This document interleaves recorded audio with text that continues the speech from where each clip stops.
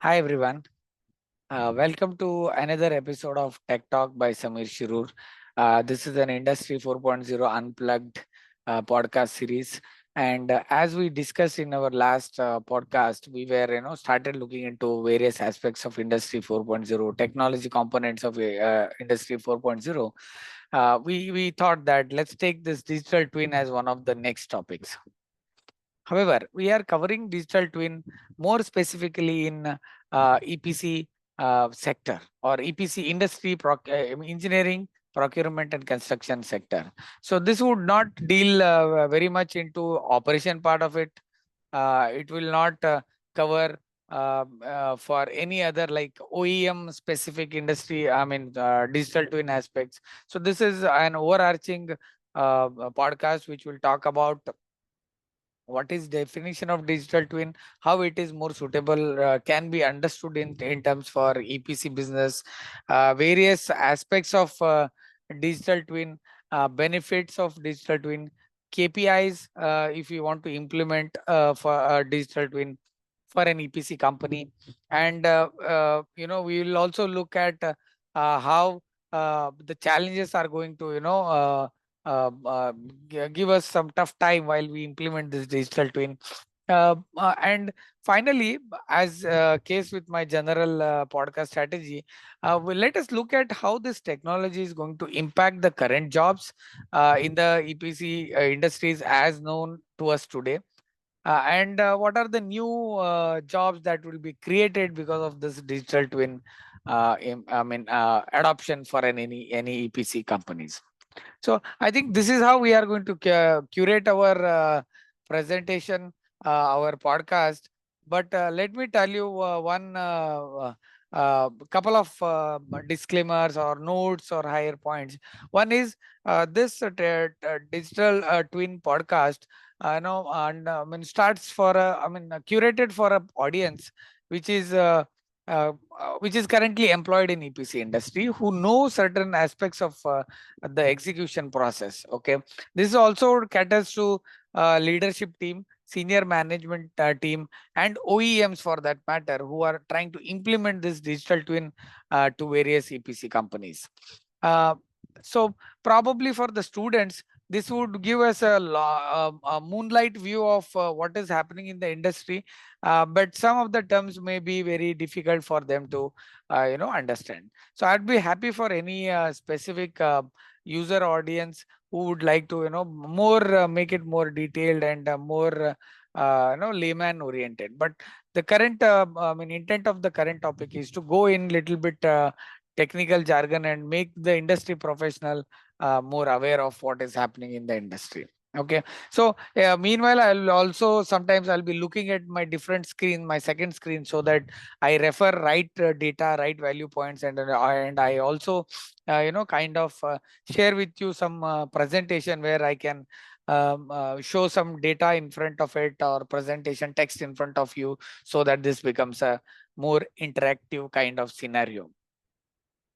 Okay, so finally, let's drill down into the topic and enjoy the journey for another 30 minutes or so. Okay, let me share my screen and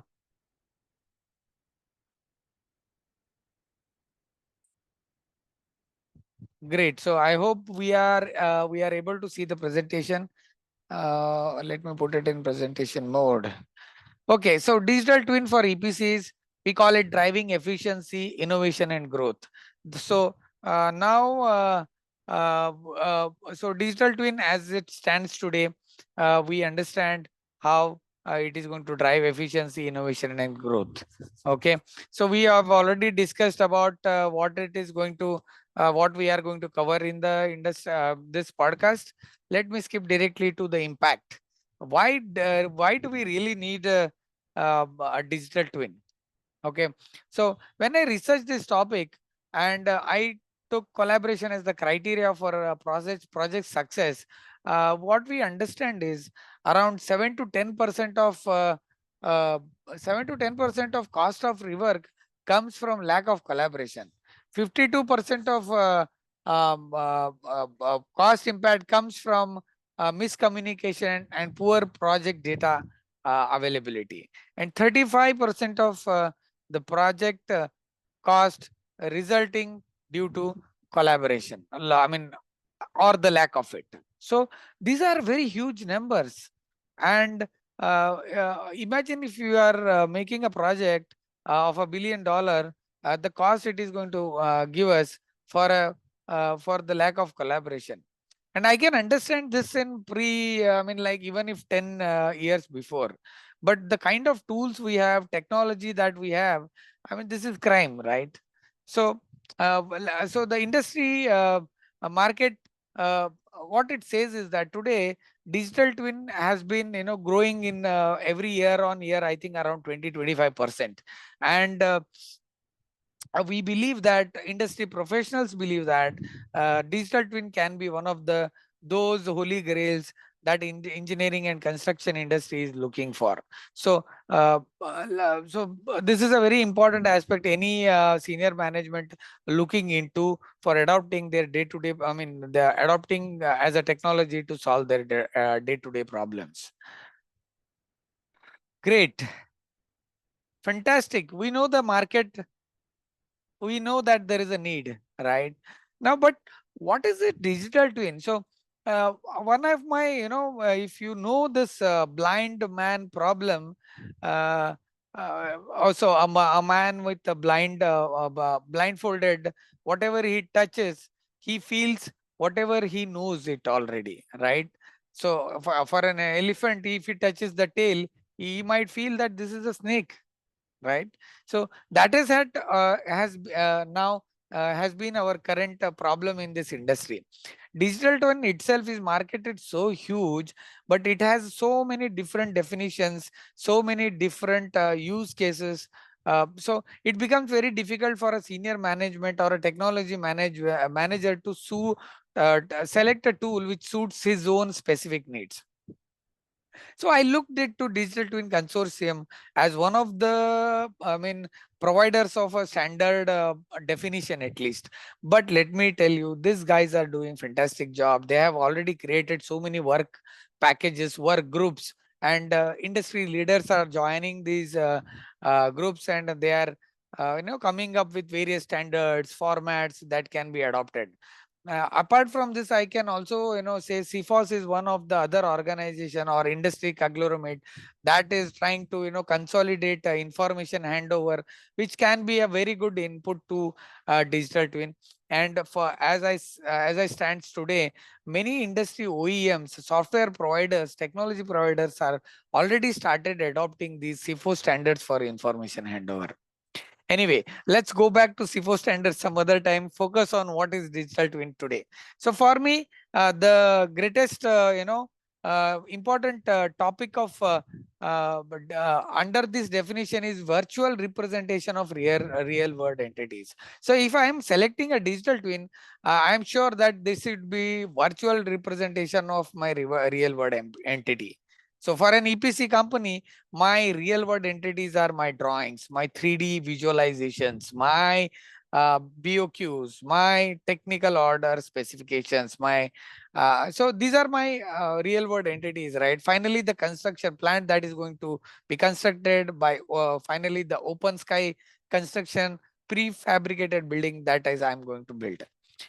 Second most important for me is to it should have a use real-time and historical data. Now this is where the current I mean interesting point comes is, so whatever I am building should able to get to my real-time data. What today my engineers are building should be reflected in my digital twin, and it should also have my historical data, right? So that I can predict the future. Third important point I would consider for an EPC is it should be motivated by outcomes tailored to use cases. Now we are all get hyped up saying that I need to have a greatest end-to-end digital twin. It should do all the AI, Gen AI aspects. But for me, the important aspect is it has to be tailored to use. Not every company is matured to have an end-to-end digital twin. So let's start with the what is possible, but having the long goal in the mind. So that's pretty much summarizes what I feel as a digital twin, taking reference from digital twin consortium's definition. Right. So I hope you all guys agree with this kind of definition. So let's interact more during in the comments and also offline if you want to add something and enhance my knowledge also. Now this is fine. So I just want, when I wanted to move on and give you all a sense of what we, most of us, and I also think a concept of digital twin should be, specifically again for an EPC company. So again, when I think digital twin, uh, what are the different players? What, how, and how they are going to contribute to this? Uh, this is the big picture that comes to my mind. Now, digital twin, if you see, it should be at the center of it should be a data centric tool. That means a database, of course. It should have design offices, working in tandem, giving lot of data to the central host or database. So today we have a lot of, uh, you know, uh, uh, remote offices, we have branch offices, design offices, we have fabricator, we have structural subcontractors, we have small detail engineering subcontractors sitting in various part of the world and trying to build the same construction plant, right? And these are the four inputs that they typically send it as part of their data exchange. Important at the right side is construction site office, which are mainly consuming this data, sitting at remote part of the world, building the plant, right? And they have their own needs. Uh, and we typically, when a technology manager starts thinking about a digital twin, these are the two most important stakeholders taken in picture. However, I would like to add bottom two also, because digital twin for me is an ecosystem. It cannot be a discrete system thinking about only major portion of the engineering, procurement, and construction. So that's how detailers, manufacturers, fabrication partners also come in picture. Specifically these days, they have a lot more advanced technologies that they are using, such as robotics, drones, AI, and machine learning algorithm. Believe me, it is important to get their data in real time as much as possible and put in the digital twin of ours, which is which is cloud based. I know most of the as I know most of the EPC companies are still deliberating whether to go in data in the cloud, whether to be our own cloud, how to give, what to give, security, non-security. So many issues are happening, being discussed at various levels. But for me, in 2024, cloud based is a no brainer, because this is where you are going to get the not only your data at any time, anywhere, any device, but these cloud service providers are also implementing lot of AI capabilities which you can readily implement in your on your digital twin. For example, Microsoft does give you cognitive services, right? You can build it on this on your digital twin. So yeah, we will address those challenges and see, we'll discuss about it, how we can go about it. But in general, I think cloud is a no-brainer for you. Yeah. So great. So this overall looks like a digital twin conceptual diagram for me and the information exchange at a high level. Now, when somebody wants to implement, what are the four important pillars that a digital twin should have? For me, intelligent 3D model of the project is paramount. Okay, intelligent 3D model of the project is paramount, because unless you visualize it, you will not be able to construct it, right? I mean, in a greater detail. Now we have all the 3D models in the world, are very intelligent 3D models in the world. We can, my idea of digital twin is we should connect every drawing, every document to this 3D model. Okay, the hierarchy, entity, relationship of each and every tagged item should be tagged and non-tagged item should be connected to this 3D model, and it should have a real-time data integration. Now, with the technologies like AWS and their S3 concept, storage concepts, you can definitely get a near real-time, at least, data integration. And I know even some software vendors, uh, uh, they have their own cloud models also. So this near real-time data integration becomes, more possibility. Simulation tools, I'm not talking about mass and heat balance simulation here. I am talking about simulation of actual engineering progress, simulation of risk management on the project, simulation of claim management on the process. Okay, now how can you do this? By AI powered analytics. Now, if do you really want to build it all by yourself? Definitely no. As I said, your strategy should be to go into the cloud, get their benefits, and use the OEMs to build all those solutions for you. Or you can have your own technology team, because India is a very technology,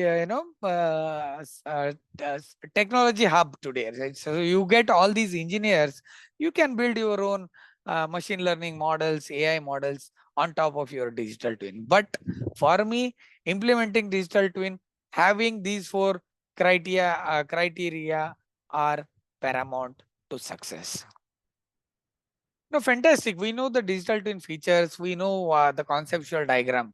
Now let's look at the roadmap. I am sitting here within my boardroom and discussing with my business line manager or my CEO, COO, and trying to come up with a roadmap for digital twin. And I would like to give you some idea of how it should be. Having said that, this is a standard, uh, you know, standard timeline and phases.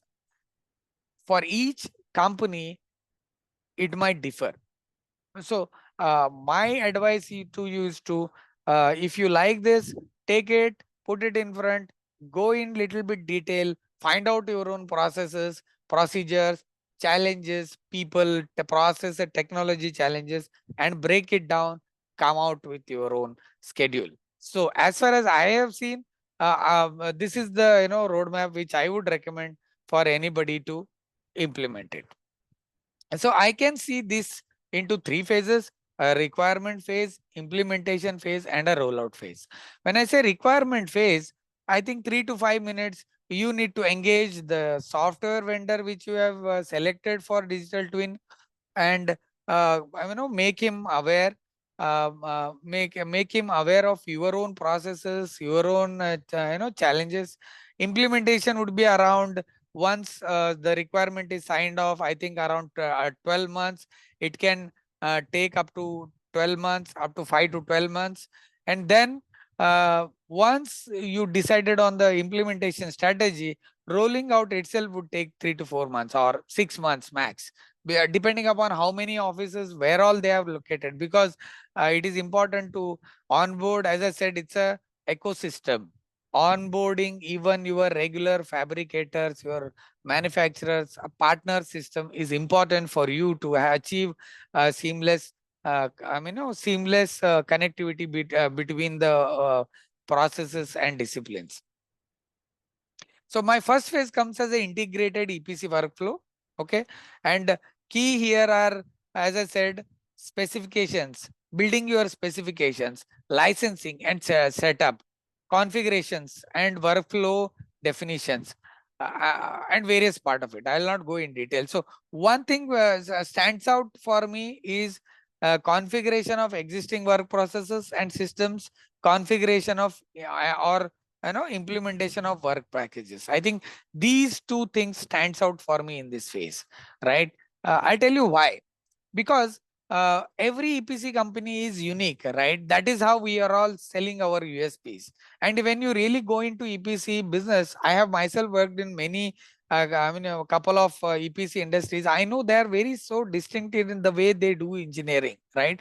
One company process cannot be directly adopted. For example, let me give you one quick example to more make it more relatable. And I see when you see PNID revision cycles. Let's say we have 4 revision cycles. Specifications or instrumentation specifications are also getting revised. At the same time, vendor information is also trickling down. Construction is also happening. We are all doing concurrent engineering, right?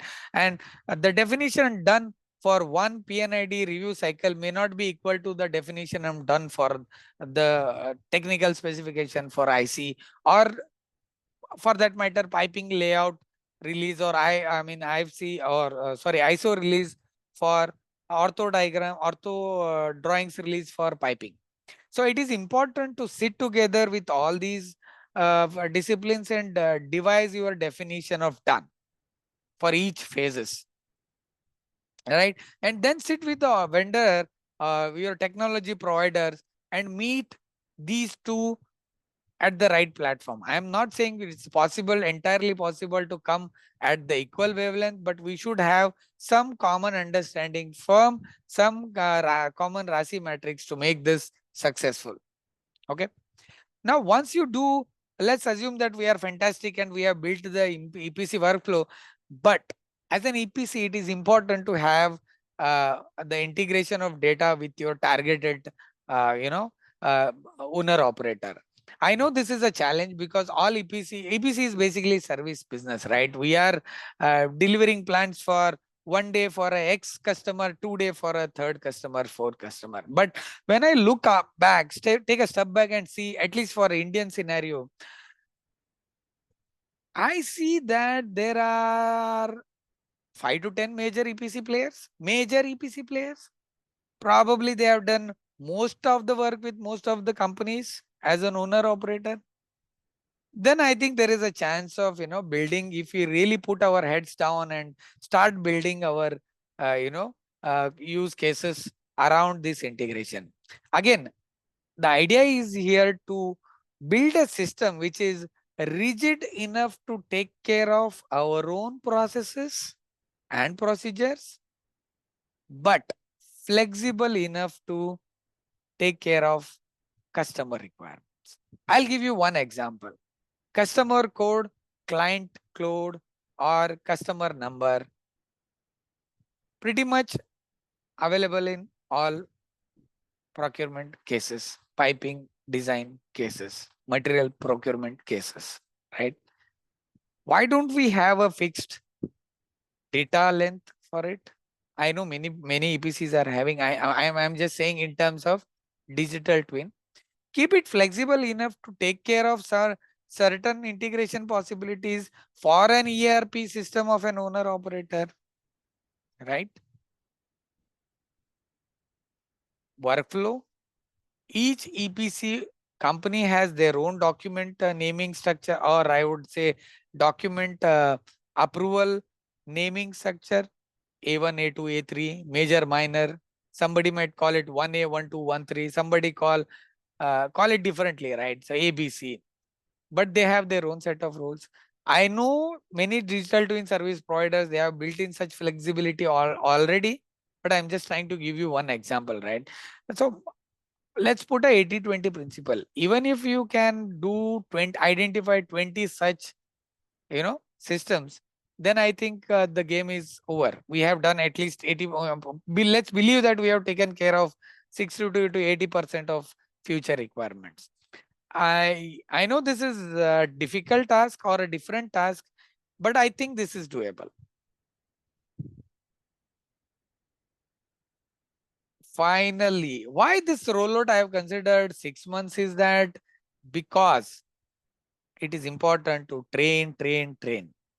Today, most of the EPC companies are the employees, as an employee, as a team member. We are all so much, trained traditionally do in our own, silos. It is important to build this seamless culture. We see a lot of marketing from OEMs, right? If you add an equipment in 3D, it pops up in PNID. Wow, what a fantastic concept to sell.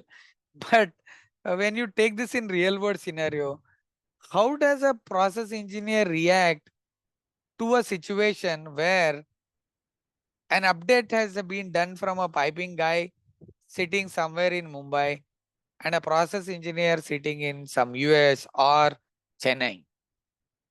Have you trained both of the people that the incoming change? How to handle these, handle the question of who owns which data? What is the seamless RASI we have prepared for it? I see a lot of possibilities where these things are detailed out and built on the built for the success of implementation. And I think this is I believe that most of the my audience agrees with my practical experience which I'm trying to sell. A digital twin benefits, I need not sell it. I think if you go outside, type in Google, you will get it. But so I will not spend much time on it. I will only say single source of truth. So that becomes my key area. Today, one of the pain points of, as I highlighted in the first slide, collaboration. Collaboration, because we rely so much on siloed systems owned by different people. We can't even challenge those data authenticity because they are owning that data, right? So single source of truth, which is dynamic, can definitely help productivity improvement, document and data review process, so many other aspects of it. You can go through the presentation. I'll stand by 1 minute here, 10 seconds here. But I think this is fantastic. One more thing I can, I have observed is that digital twin is more, started as a document review cycle these days, and that's a trend that I am seeing. That's the first easy sellable part for the OEMs, because we can sell it easily, saying that okay, your data document review process is online. But my request is, look at the data and document together, right? So any system you are implementing as a digital twin, I would recommend that you go for both data, enterprise data and document as your sole purpose, right? Fantastic. Crowded slides. I know, difficult to read. And my plan is not to read. I would like to put this as a different article where you can go through in detail. I promise during the presentation that we'll come back to the security part. I will deliberate on it couple of minutes. So couple of minutes on this slide. Data integration. We have talked about the importance of data integration, but for a concurrent engineering companies or EPC world, this is a challenge. And how do you do it? Establish and harmonize the stages and take the user buy-in. Okay. Utilize central cloud data. Start small, grow gradually. Need not to implement end to end, but the structure should be end to end. Security. Fantastic. This is so hot topic. But with right strategy, I think it is doable. I know many European US companies which are operating in cloud and they are perfectly safe. Okay. But solution is focus on license management and contract management. These contracts are very tricky, very, very, very, very, very tricky. So it is important to, understand the contracted with these cloud partners, understand who owns which data, what type of data, what access you are going to get, how you are going to be charged, what are the service levels they have, right? And as I told, we are going it to get their additional benefits of their cognitive services or AI services. So make sure that these are included. Cyber security is never ending. Training is never ending. Renowned focus should be given to it. User adoption for me is the biggest challenge here. You can do everything else. Unless the user adopts, I don't think you are going to get any success. For me, the important part in user adoption is having a fusion team. This is a joint effort between an information technology or engineering IT within your IT plus an engineering team, which is more functionally driven. So it is important to have a fusion team that is driving this, implementing is. If there is a friction within your EPC companies that engineering owns the data, so I should be loading, IT owns the technology, if they are, I mean, they want to lead, then you are disaster. This is a recipe for disaster. I believe that it's a joint effort, probably being a technology, implementation and support, an IT guy, or a IT or a project information manager implementing it with project management skills is an ideal scenario to have it. Organizational change. Organizational change is another important aspect. This is going to disrupt, guys. This is definitely going to disrupt if you really implement. So by no means this is one simple POC somebody does and it vanishes just like that. So there will be change, jobs impacted, there will be work process impacted. Unless we put an effort to make a people change management, I think this is again a recipe for disaster.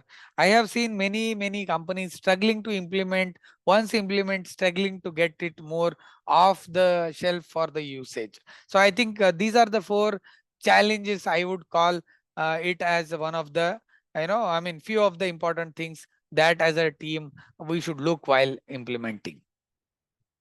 We are nearing to the slide, 3 more slides, and we are going to be done from this, right? Okay. So I know we are all hearing it patiently. So 2 more slides. One is on KPIs, what is the benefit, and last one is on impact on jobs, and we are going to end it. So I hope you guys are getting more insights and useful information. If you already implemented, probably you are relating to it, and I would like you to share your experience. Now, what are the impact on KPIs? Definitely I would see project delivery performance getting impacted, and improved productivity of resource getting improved. One mind boggling number from a research: 13% of an average engineer's time is spent on looking for data. 13%. If an engineer in an EPC company, if it is 100 crores, look at the impact it is directly creating in your bottom line, right? Change management and effectiveness. You ask any industry leader in EPC, what is the biggest problem with the EPC company is claim management, change management. Why do we suffer from it? Because we don't have a single source of truth. We don't manage the contract. Earlier probably we never managed this contract as a digital thread. We always managed the contract as a legal thread. If I may put me, sorry for my legal friends, but contract management is as important as your process design package, according to me.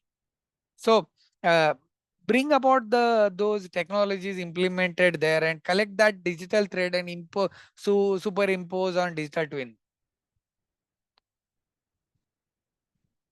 Making sense? Very long shot, but definitely doable if a company decides to do it. Finally, why we are doing it? Because we want to build a safe and sustainable performance in each company. And I think digital twin can help us do that if we really put in efforts, a long-term roadmap, build brick by brick. So I don't want to end this with a theory. So let's see what the research says. If we implement a digital twin, the research says 45% project reduction, cost reduction, 20 up to 10% operational cost reduction, 10% decommissioning hours reduction, 30% engineering reduction, 10% safety and efficiency gain. This comes from one of the digital twin service providers. Even if you discount for the bias somebody is trying to put, I hope they are not putting, and I'm sure they are not putting, still reduce it by 50%. Still it is important and a marginal number to play with, right? So very important technology under the industry 4.0, and we all should be running behind this. I'm sure many of us in our drawing rooms, boardrooms are already discussing with it. We cannot end unless we look at the impact on this technology is going to make on people, their jobs, their families. Having said that, this creates a fantastic opportunity for traditional, employed people to scale up, skill up, right? So for me, new jobs when we implement a digital twin, EPC information managers. I know many companies have project information managers, but my only doubt is how many of them, how many of us are equipped with engineering, procurement, and construction work process knowledge. We have to, you know, find those guys who have these, integration, interface management experience, and a technology orientation. Digital twin administrators, this is a new job I feel that would come. They are now no more a 2D, 3D, experts. They are digital twin administrators. So they know when a equipment pops up in PNID because of the 3D and the data is not correct, they know where to go and what to fix. Rather than, looking for 2D admins, 3D admins, bring in this collaboration. Data scientists, surprised? I hope not.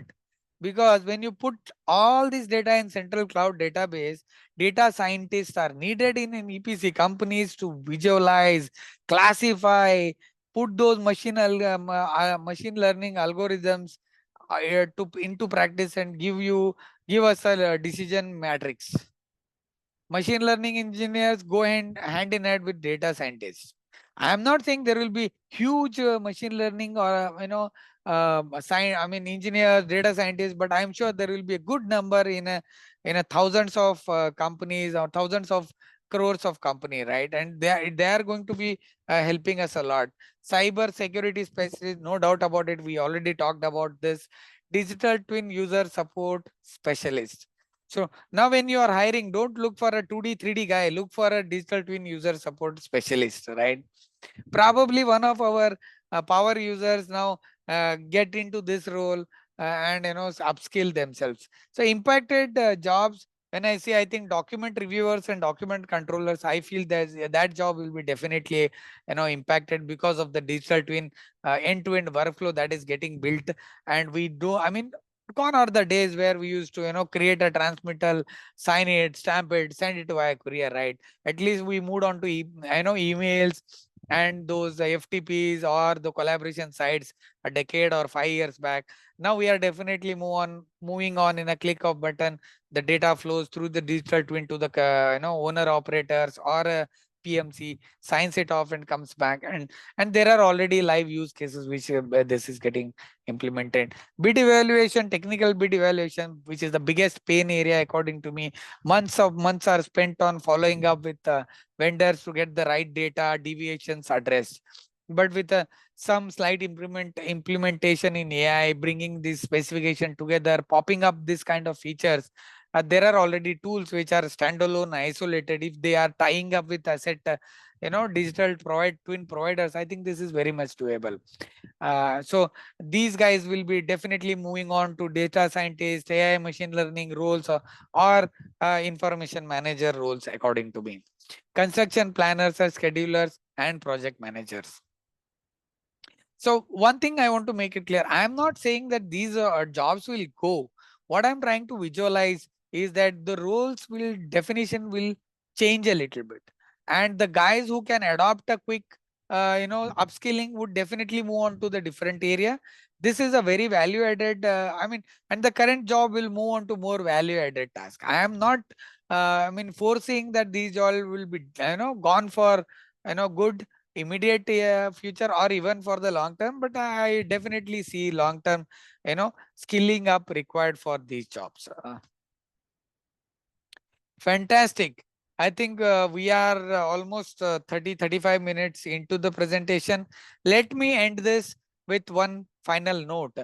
Digital twin is an important pillar in industry 4.0, and there is a lot of traction in all the EPC value chain service providers. Everybody is working on building their EPC digital twin. So even for an owner operator, I believe EPC companies become a foundation for building their digital twin. So it is important to consider that while we decide. Second is implementing artificial intelligence and machine learning.